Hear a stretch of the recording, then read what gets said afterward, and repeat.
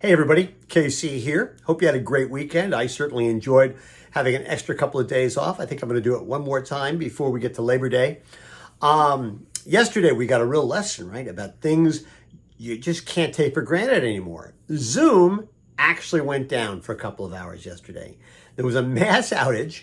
As I say, it lasted a couple of hours before they were able to restore it. And not only did it affect businesses, but it also affected a lot of educational institutions. People are going back to school. Teachers and students were planning to use Zoom in a lot of school districts and a lot of universities to be able to communicate because they're not back in the classroom. Zoom went down and suddenly everybody went back to, 2018, right? When Zoom didn't exist, or at least most of us didn't know about it.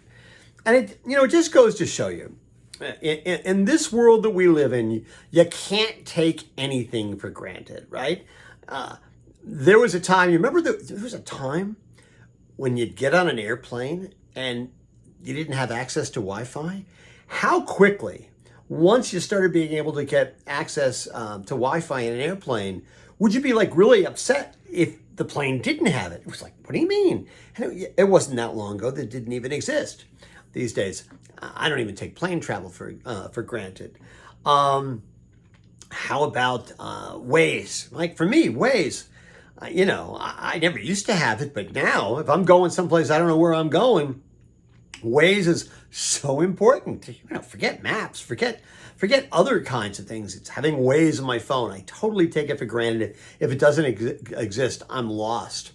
Amazon. I got to admit, I take Amazon for granted. The U.S. mail. Apparently we can't take that for granted the same way we used to.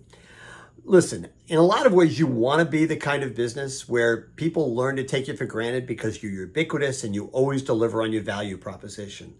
But with that, of course, comes a challenge because you actually have to live up to the value proposition that you've made to customers. You have to live up to the promises that you've made. And I don't care if you're Zoom or Amazon or the U.S. mail. If you don't live up to the promises that you're making to your consumers, people are going to get upset. And then you're going to have to live with that. Anyway, that's what's on my mind this morning. And as always, I want to hear what's on your mind.